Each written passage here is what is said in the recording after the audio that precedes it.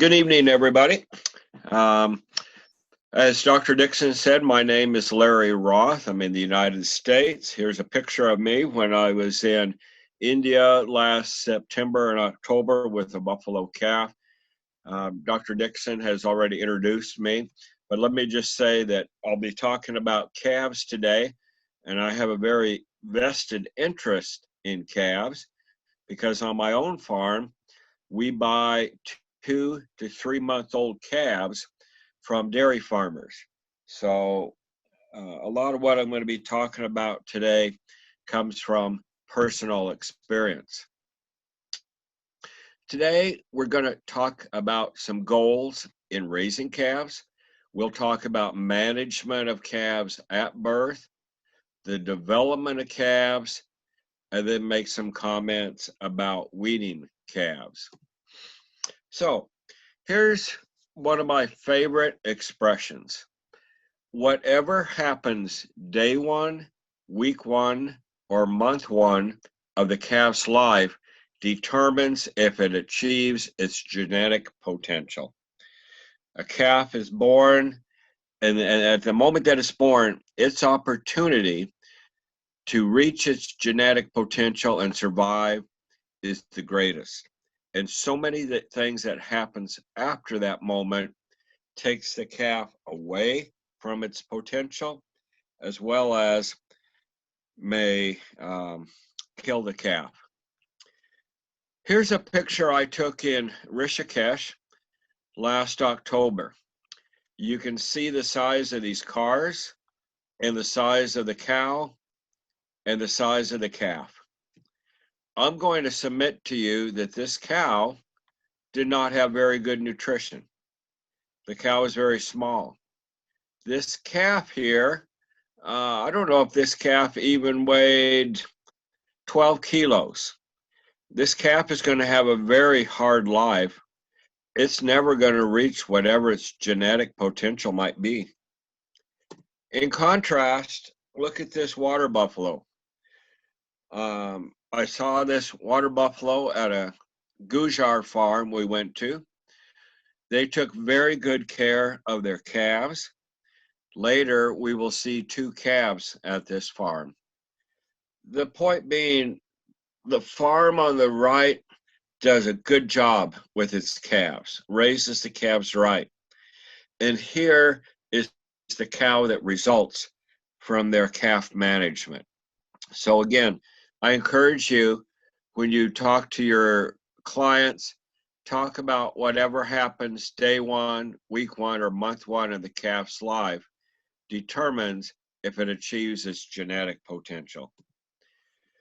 Here's some other calf management goals. No medication.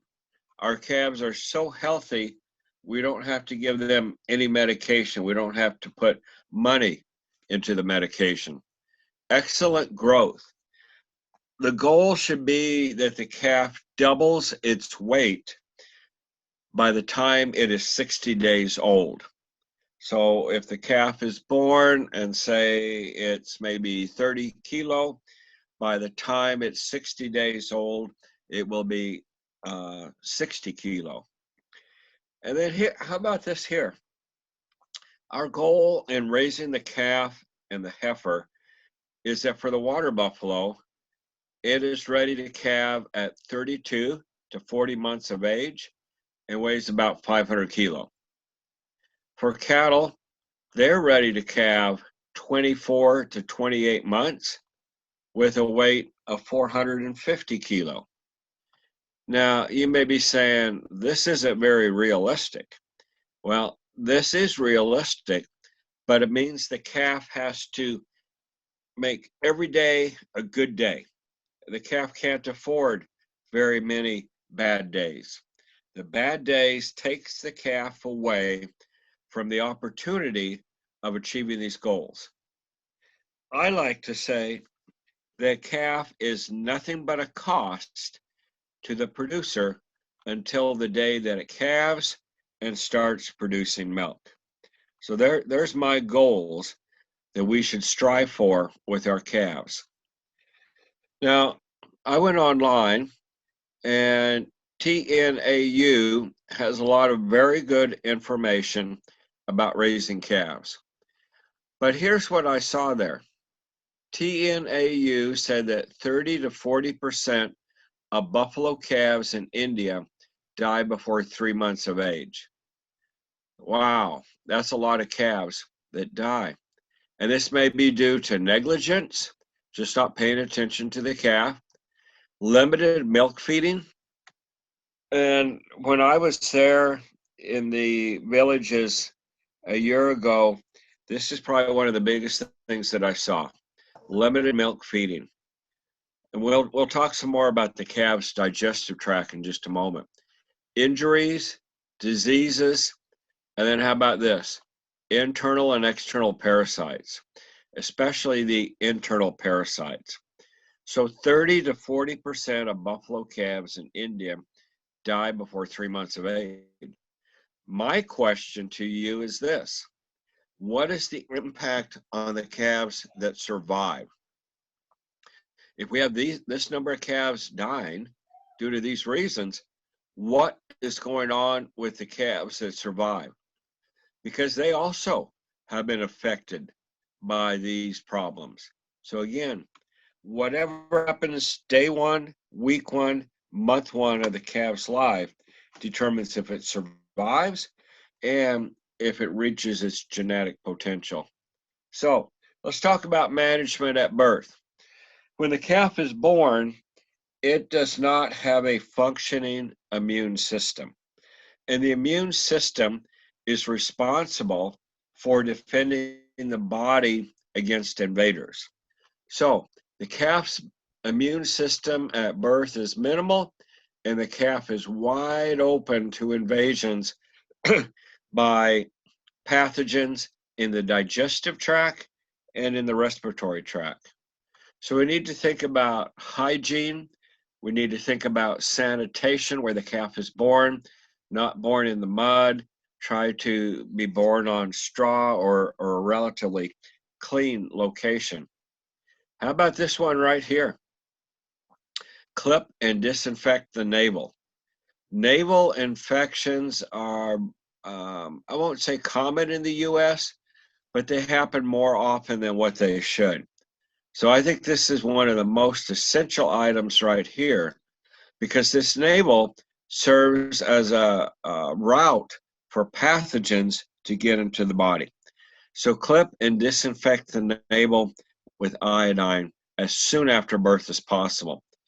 And then colostrum. I cannot overemphasize colostrum enough. Some people say, well, colostrum is more important for the humans. Okay, but what about the calf? Because the calf has to have the colostrum for protection against the pathogens. See, colostrum is the first milk produced by the mother. The colostrum has the antibodies. The antibodies will seek to find and destroy the pathogens in the digestive tract. If we do not provide the antibodies very soon after birth, as soon as possible after birth, then the bad pathogens take up residence and make the calf sick. And some of these antibodies need to be absorbed into the calf's body. When the calf is born, its small intestine is relatively open for the antibodies to be absorbed and go into the body to provide protection, for example, in the respiratory system. As soon as the calf is born, the pores, the openings in the small intestine start to close. So it is absolutely critical that we try to get about 2 liters of colostrum into the calf as soon as possible, definitely, absolutely by 6 hours after life. The colostrum is also a very good source of protein. The calf needs nutrition to start developing its immune system and to start to grow. And then energy. The colostrum is a very excellent source of energy. And then how about this item here, growth factors? We have come to understand that colostrum has different compounds that we don't quite understand, but these growth factors encourage the development of the digestive tract, and these growth factors also encourage immune system development. So colostrum is not just the antibodies, although this is extremely important, but it's also an excellent source of nutrition and these growth factors. So I say 2 liters as soon as possible, 4 liters daily, the first 3 to 4 days, and then doing that twice a day. But I really think that colostrum is absolutely essential. Here in the United States, for our farm, we drive about 2 hours to get calves. And I buy these calves from a dairy that does an excellent job of raising the calves. They do all of these things that we've talked about. I drive by many calves to go get these calves, but I buy them because I know the care that they've had. And this colostrum is one of the essential things that this particular dairy does. The question then is, do we allow the calf to nurse the cow or milk the cow to feed the calf? Either way, I kind of like this one here, and I'll show you why on the next slide. But the important thing is make sure the calf gets the colostrum, and if possible, the first 3 to 4 days. And I would look at the 4 liters of colostrum as being kind of a minimum. So how about this here with the esophageal groove? The calf has this suckling response. It puts its head up for the nipple, and the esophagus forms a groove that goes into the stomach, and this esophageal groove bypasses the rumen so that colostrum or milk comes down the esophageal groove and goes right to reticulum omasum and into the abomasum. Actually, it goes on the backside into the omasum and the abomasum. So I like to have calves consume colostrum and milk via the esophageal groove. Keeps the colostrum or milk from ending up in this very small rumen. So just something to think about. I like to see calves suckle or nurse off of a nipple. So let's look at the calf's stomach over here on the left. Let me give you a little trivia question here. How many stomachs does the cow have? How many stomachs does a water buffalo have? Any thoughts? Well, the cow and the water buffalo have just one stomach, but it has 4 compartments. And over here we have the calf stomach. And again, we have this esophageal groove coming down. And at birth, the calf's rumen is only about 25% of the stomach. It's very small. But the abomasum, which is kind of the true stomach, similar to ours, is about 70% of the volume of the calf's stomach. So calves at birth are probably closer to a pig than what they are to the adult animal. Now, what we got to do is get some starch from rice or wheat into the rumen to ferment, because the volatile fatty acids, the fermentation products from starch from rice or wheat, will cause the rumen to develop. Forages, grass, hay, leaves do not do as good a job of rumen development as does the grain. So again, here's our calf stomach, and we'll look at some calves in a moment. But the other point I want to make is that calf has a stomach that's the size of a soccer ball. It's very small. So the calf is a baby animal. It needs a concentrated diet because it has a very small stomach. Here's what we want to get to as an adult, where the rumen is 70% of the volume, the abomasum maybe 15%.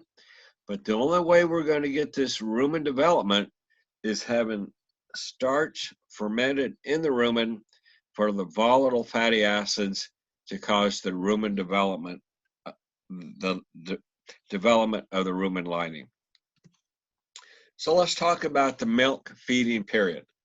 I say colostrum the first 3 to 4 days, and then go to whole milk or milk replacer.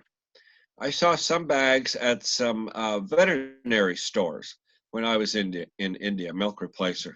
But I think most calves in India probably get whole milk. So let's think of the hygiene of the milk. If the calf is nursing directly, we're probably going to be pretty good. But if the cow has mastitis or has udder diseases, those bacteria will be transferred then to the calf when it nurses. If we're milking the cow and then giving the milk to the calf, let's provide that milk as soon as possible to the calf. So think about hygiene of milk. Don't let bacteria start to grow in the milk. Now, my goal here is 4 liters of milk per calf per day, or 10% of the body weight goal. I know very few calves are going to get that, but if we want these calves to turn into heifers that are going to calve early, we have to start from the very beginning. The calf cannot afford to have bad days if it's going to reach its genetic potential. So here's what I'm going to encourage your clients to strive toward: 4 liters of colostrum.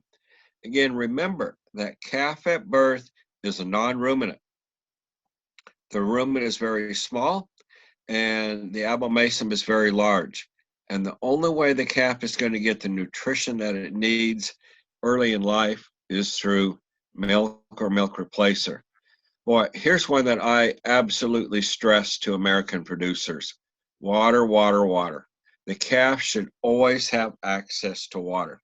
Oh, the calf is getting 4 liters of milk a day. That's all the moisture it needs. No, the calf absolutely has to have water.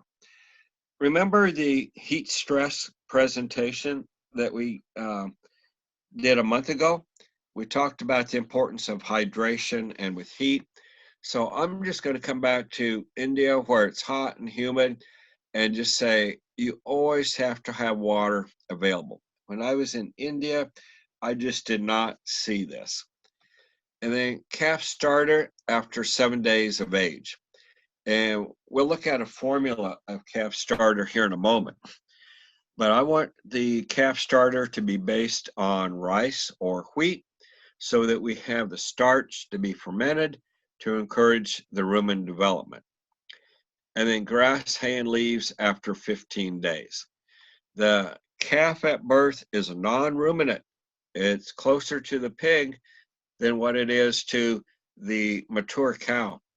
And even at 15 days, I'm not comfortable giving grass, hay, and leaves at 15 days. I would like to wait, but I understand what the producer's going to do.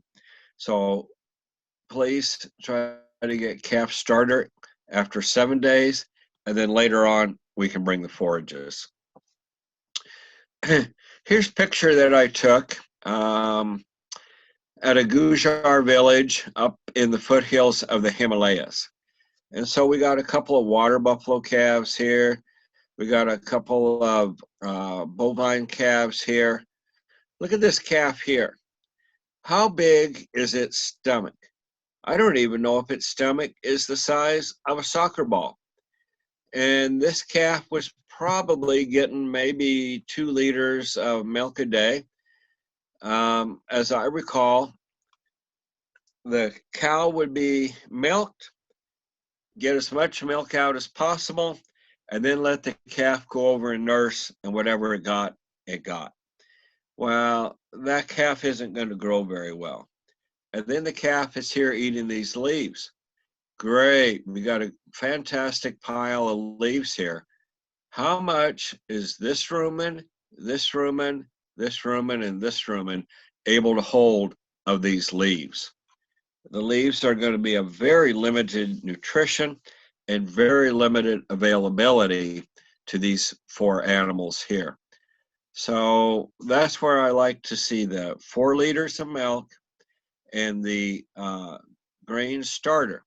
Because again, we got small stomachs, and these animals here are closer to non-ruminants than they are to ruminants. Now, how about over here? This is the farm which had the water buffalo cow that I showed you early on, a cow that looked very, very nice. Well, these calves, yeah, they're inside.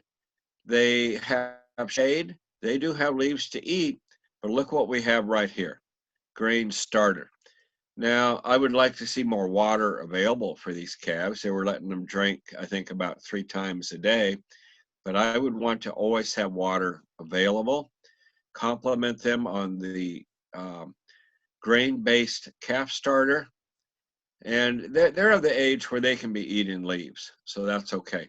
But I think these calves look nice, good body condition, and they're going to turn into a cow like we saw early on. So I really wanted to show you this picture because it's calf management like this that results in the cow that we saw earlier. So let's talk about management factors. Avoid heat stress, provide shade.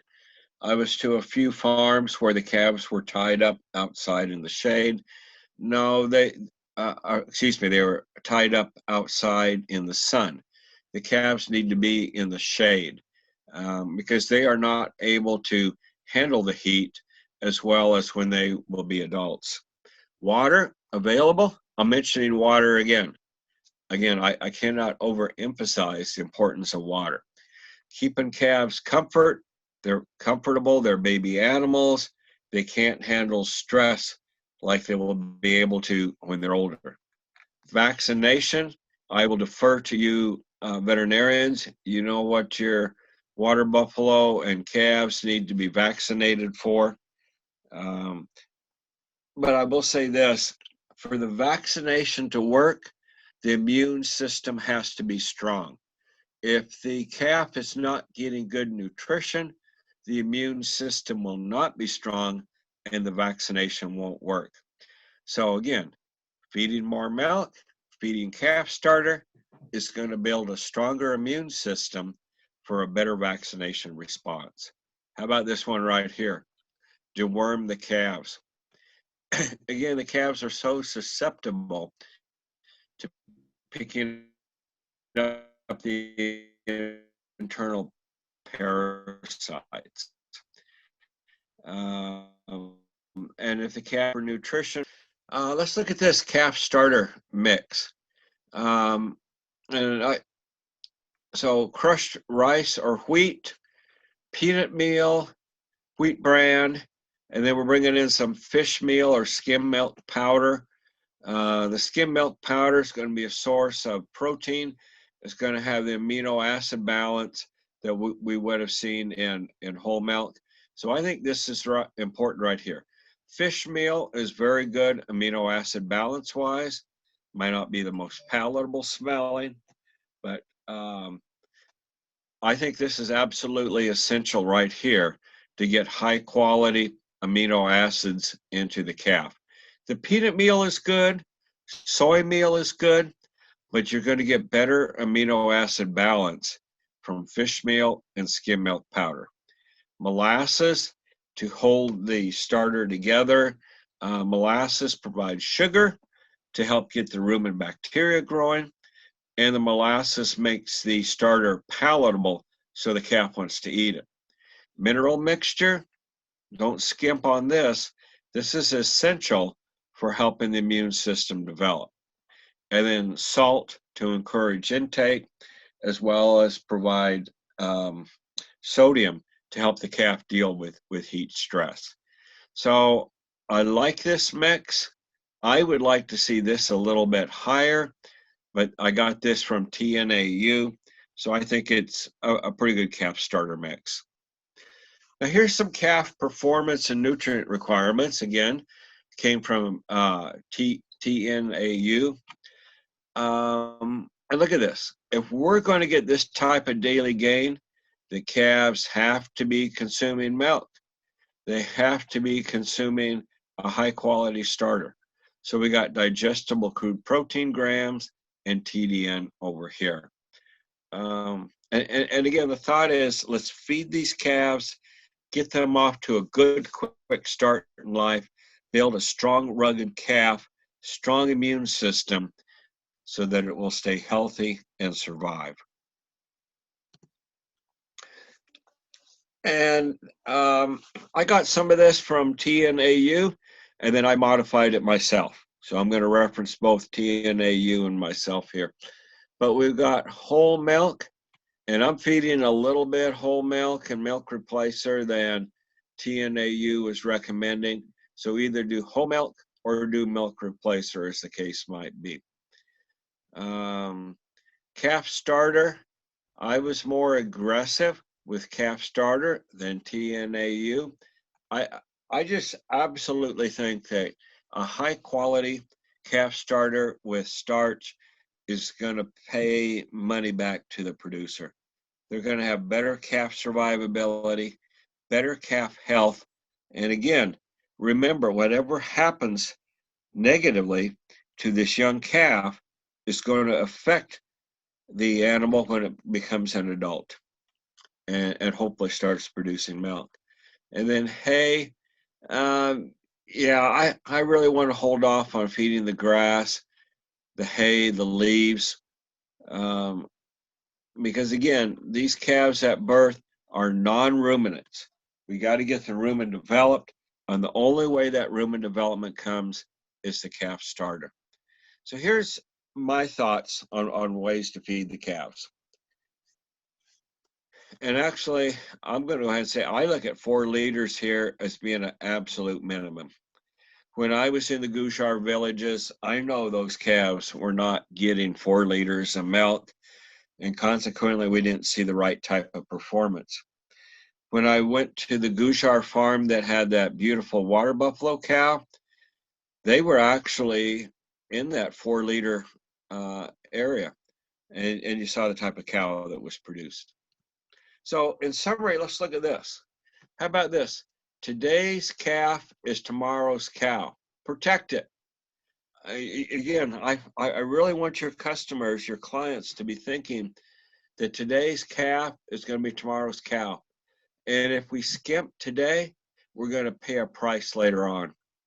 You cannot replace this thing right here. You have to clip and disinfect the navel. If we don't, the navel becomes an ideal route for pathogens to enter the body. And then high quality colostrum. Wow. If you go away from today's session only learning 2 things, let it be these right here: clip, disinfect navel, high quality colostrum. Yes, I want 4 liters of whole milk per day, but if I can't get that, absolutely do these. Absolutely do these 2 right there. Again, it's a non-ruminant. The calf is a non-ruminant.